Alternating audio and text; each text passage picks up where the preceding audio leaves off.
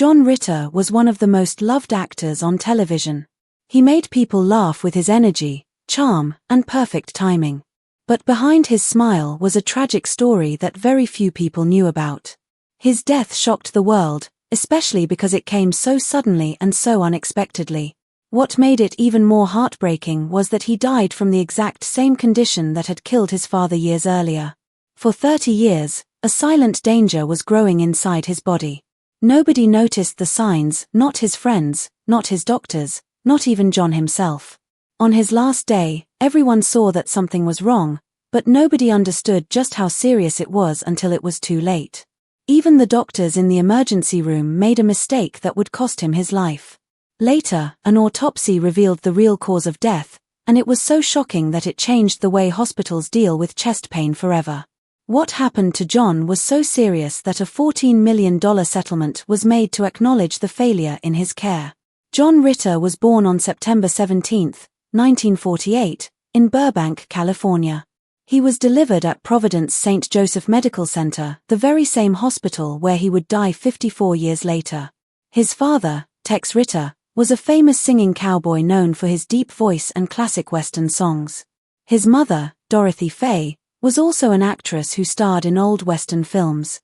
From the moment he was born, John was surrounded by fame, lights, cameras, and big personalities. But being born into Hollywood royalty didn't mean his life was easy. In fact, it was filled with painful moments and difficult decisions that would shape who he became. When John was just a teenager, he experienced something that would stay with him for the rest of his life.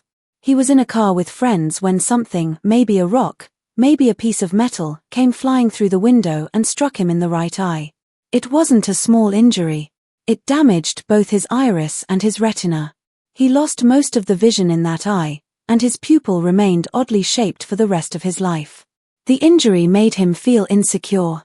He didn't talk about it much, but fans sometimes noticed the difference in his eyes during close-up shots on television. Even with this physical setback, John learned how to use his body and expressions in powerful ways on stage. He became more emotional, more aware of how to present himself. It was almost as if the injury gave him a new way of connecting with audiences. Even though both of his parents were actors, they didn't push John into show business. In fact, his father warned him to stay away from it. Tex Ritter had seen how hard the industry could be and wanted his son to choose a safer, more stable career, maybe in law or politics. John's mother felt the same way. They didn't stop him from acting, but they made it clear that it would be a rough road. At first, John listened. He studied psychology at the University of Southern California. He wanted to make his parents proud, but deep inside, he couldn't ignore the pull toward acting. Even in high school, John showed signs of being a natural leader. He was elected student body president at Hollywood High. He was smart, funny, and great with people. While he focused on his studies in college, he slowly started getting involved in school plays. His timing, humor, and charm made him stand out right away. Teachers and friends kept encouraging him to take acting seriously, but he was torn. He didn't want to disappoint his parents, and he wasn't sure if he was really good enough. Then something happened that changed everything, a simple event that would end up shaping his entire future. In 1966, John appeared on a popular game show called The Dating Game. He wasn't acting, he was just being himself. But his personality won over everyone watching. He won the episode, and the prize was a vacation to Lake Havasu. The prize didn't matter.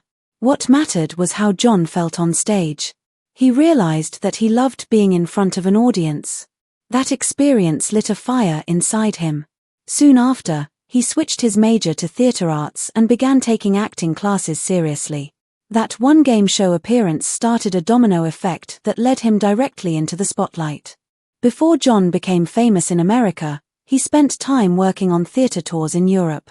Between 1968 and 1969, he traveled to England, Scotland, Holland, and Germany, performing in plays like Love Letters, The Glass Menagerie, and As You Like It. These weren't glamorous shows. He wasn't a star yet. But he learned discipline, hard work, and how to perform in front of different types of audiences. That time in Europe helped him grow in ways that would later make him one of the most versatile actors in television. He learned how to adjust his performance, how to stay calm on stage, and how to connect with people. But while John was building his career, tragedy struck. In 1974, while he was working on the TV series The Waltons, he got a phone call that would change his life. His father, Tex Ritter, had died suddenly at age 68, just one day after New Year's. John was devastated. His father was more than just a parent. He was his hero, his mentor, and the person he looked up to most. John had just started making a name for himself, and he wanted nothing more than to make his dad proud. Losing him so suddenly broke his heart. Even worse, the cause of death was believed to be an aortic dissection, a rare but deadly condition where the inner layer of the aorta tears. Decades later, John would die from the exact same condition. It was as if a silent genetic time bomb had been passed from father to son. John's career kept moving forward. He was cast in The Waltons as Reverend Matthew Fordwick. Originally, it was supposed to be just one episode. He wasn't a major character, but he brought warmth, humor, and real emotion to the role. Audiences loved him, and writers kept bringing him back. By the time he left the show in 1976, he had appeared in 18 episodes. That role helped him grow as an actor and gave him the freedom to audition for new and exciting parts. If he had been stuck in a contract, he might never have gotten the chance to audition for the show that would change his life forever. Before landing his big break, John appeared in several films and television shows. One of his early roles was in a Disney movie called The Barefoot Executive in 1971. He played a TV executive's nephew in a story about a chimpanzee that could pick hit TV shows. The movie was strange and didn't leave a big impact. After that, he took guest roles in shows like MAS*H, Kojak, and The Mary Tyler Moore Show. These roles didn't bring him fame, but they helped him improve his skills and build his confidence. Then came the audition that would change television history. In 1975, ABC wanted to adapt a British sitcom called Man About the House for American audiences. It became Three's Company. Over 50 actors auditioned for the role of Jack Tripper. One of them was a young Billy Crystal. But John Ritter had something special. He had the perfect mix of humor, timing, and physical comedy. He made the character come alive. The first version of the show was rejected. The cast was changed, the script was rewritten, and John had to fight hard to keep his role. When the final version came together, it was magic. The network was unsure at first. The idea of a man pretending to be gay so he could live with two single women seemed risky at the time.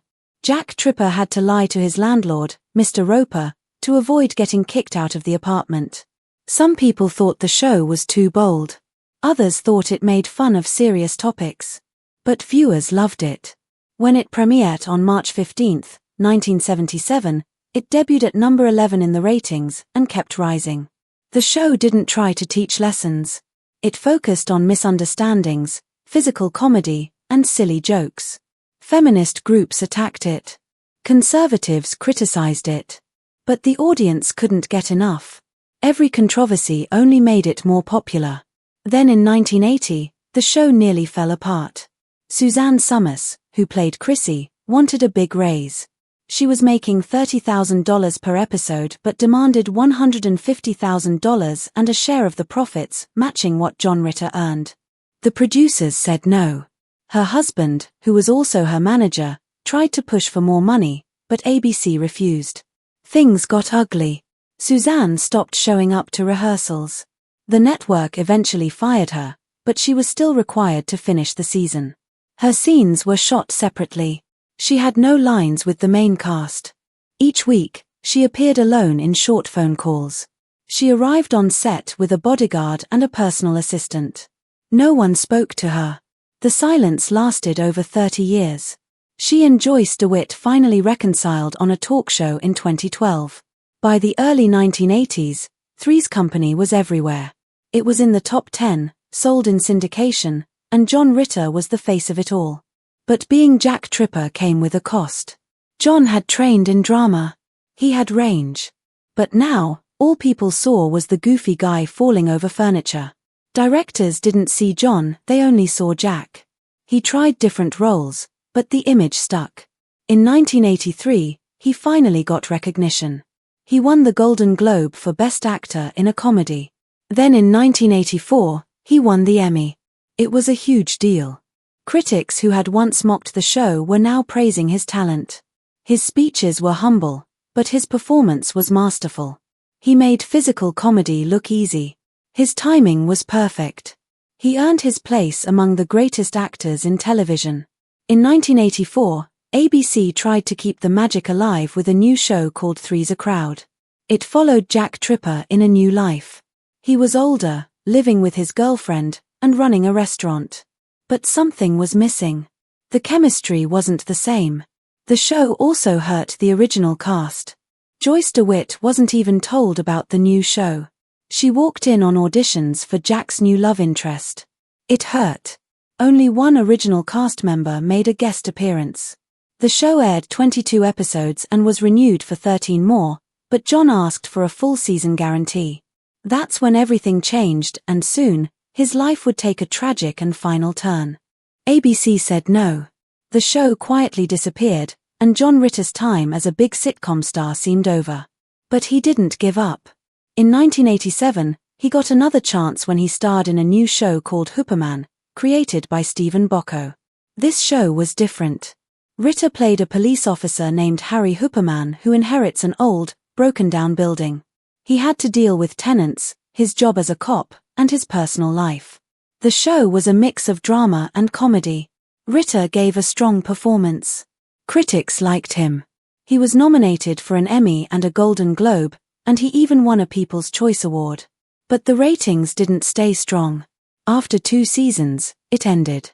He was respected more as an actor now, but he was still stuck between being known for sitcoms and trying to prove he could handle serious roles. In 1990, he starred in Problem Child, a strange move for someone trying to be taken seriously. Ritter played a kind man who adopts a boy with terrible behavior.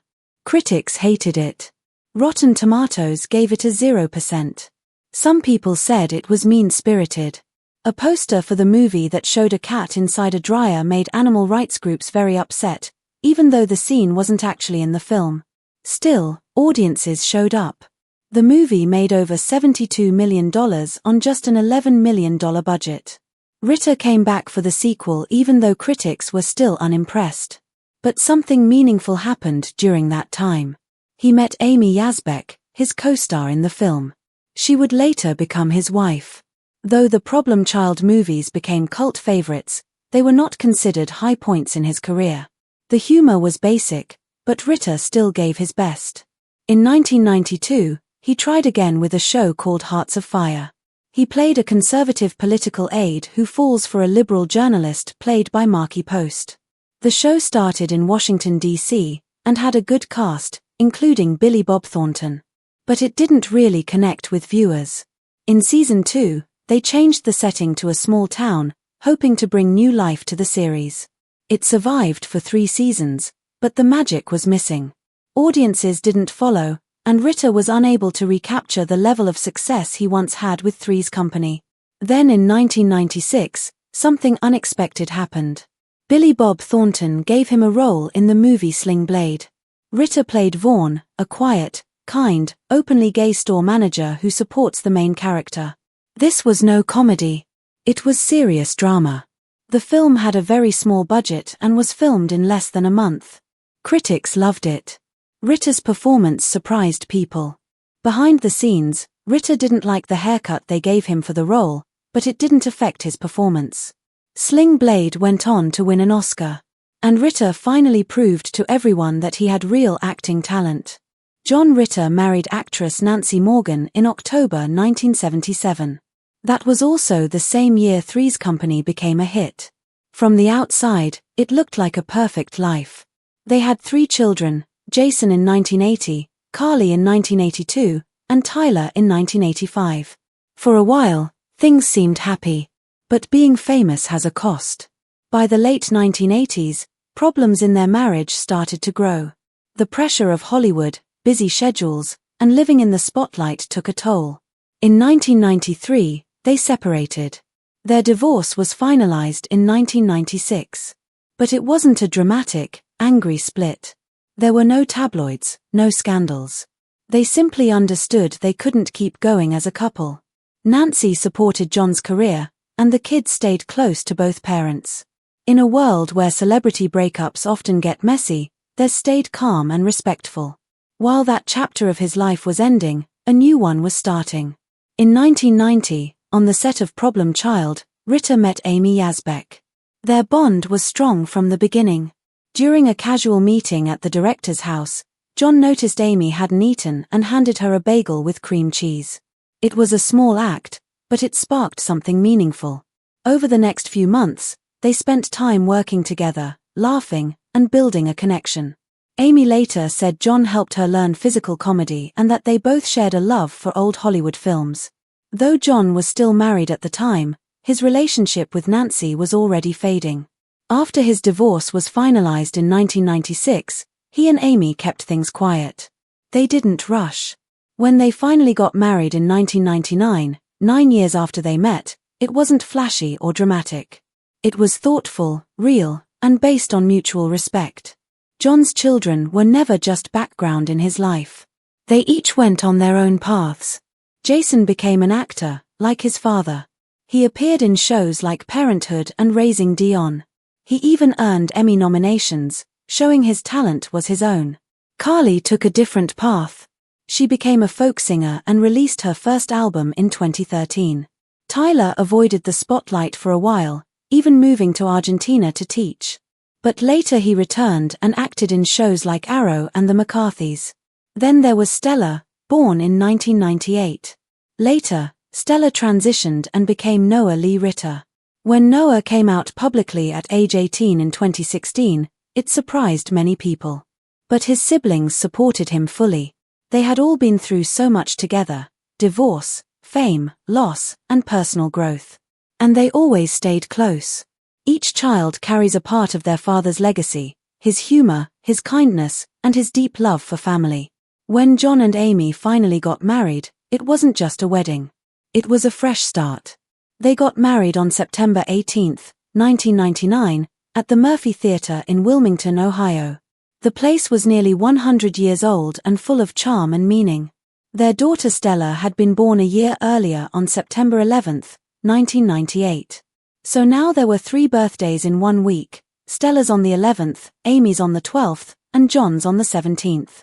Their wedding felt more like a celebration of love and life. It wasn't a big Hollywood party. It was close, meaningful, and filled with warmth. Amy said later that John's humor and kindness made the whole day feel magical. That old theater was more than just a venue. It represented second chances, the importance of timing, and what really matters when fame fades and only love remains. In 2016, Stella, now Noah Lee Ritter, shared her truth with the world. At age 18, she transitioned and started living as Noah. The news was a surprise to many, mostly because the family had kept a very low profile. But no one in the family hesitated. Amy stood by her son with love and pride. His siblings offered their support without a second thought. People who knew John Ritter all agreed that if he had been alive, he would have been one of Noah's strongest supporters. Today, Noah is 25 and living a quiet life in Los Angeles. He's not chasing fame. He's just being himself, which in a town like Hollywood is one of the bravest things a person can do. 1 year before he died, John Ritter was on top again. In September 2002, he returned to TV with 8 Simple Rules for Dating My Teenage Daughter. Some people thought he was too old to make a comeback. They were wrong. Audiences loved him as Paul Hennessy, the overprotective dad trying to deal with his teenage kids. The show had both comedy and emotion, and Ritter made it feel natural. In 2003, it won the People's Choice Award for Best New Comedy. Ritter was back, but this time it was different. He wasn't just funny. He was wise, experienced, and full of heart. Families across America and Europe watched the show every week. It didn't just make people laugh, it made them feel. But behind the scenes, something was wrong. On the morning of September 11, 2003, Ritter was on set, joking with guest star Henry Winkler. He was cheerful and full of energy. No one could tell anything was wrong. But later that day, he started sweating and turned pale. He felt pain in his chest and looked unwell. Still, he tried to keep going. That was just who he was. But his symptoms, nausea, chest pain, dizziness, were serious. Everyone thought he was having a heart attack. But it wasn't. It was something much rarer and deadlier, an aortic dissection. It's a tear in the major artery coming from the heart. It's often misdiagnosed, and that's what happened here. Doctors at Providence St. Joseph Medical Center thought it was a heart attack. They gave him treatment meant for that. It was the wrong treatment. It made things worse. Around 6 p.m., Ritter collapsed in his dressing room. Panic spread quickly. Actress Kaylee Cuoco, who played his daughter, said it was pure chaos. He was unconscious. People rushed to help. An ambulance was called. The hospital was just across the street. Strangely, it was the same hospital where he had been born 54 years earlier. On the way to the hospital, Ritter made one last phone call. He called Amy Yasbeck. He told her, "I'm going to the hospital. I love you." Those were his final words to her. At the hospital, doctors continued treating him for a heart attack. They skipped a chest X-ray that might have revealed the real problem. He was given blood thinners, which are dangerous for aortic dissections. Ritter asked for a second opinion, but the doctors said there wasn't time. Amy told him to trust them. He nodded as they took him to surgery. What surgeons found was horrifying. His aorta wasn't just torn, it was shredded. The damage was too much. The earlier treatment had made it worse. He died that night. At exactly 10:48 p.m., John Ritter was pronounced dead. He was just 6 days away from turning 55. His sudden death shocked Hollywood, devastated his family, and broke the hearts of fans everywhere. Amy Yasbeck was heartbroken, but she didn't stop. She filed a $67 million lawsuit, saying the hospital and 2 doctors failed to diagnose John correctly. The lawsuit was based on what he could have earned if he had lived. One test, one correct diagnosis, might have saved him. The chest X-ray had been ordered. It was never done. Before the trial began, the hospital and 8 other medical professionals settled for $14 million. The hospital paid the largest part. But Amy wanted justice. The trial began and lasted a month. It was painful and emotional. Many people testified. In 2008, the jury cleared both doctors. Most believed they did their best. Some experts said Ritter would have died anyway because of how rare and severe the condition was. Amy was heartbroken again. But she didn't give up. She created the John Ritter Foundation for Aortic Health. Its mission is to save lives through awareness and education. They introduced the Ritter rules, easy steps to help spot aortic dissection early. One important fact they share is that for every hour treatment is delayed, the chance of death increases by 1%. Thanks to their work, lives have been saved. Even John's brother, Tom Ritter, learned he had the same condition and got treatment in time. The foundation has raised millions of dollars, hosted events, and brought together survivors, doctors, and supporters. What started as a personal tragedy became a movement of hope. John Ritter's death wasn't just a loss. It became a wake-up call. A reminder that life is fragile. A warning that even good doctors can make mistakes. And above all, a legacy that lives on in laughter, in family, and in the lives that continue to be saved today.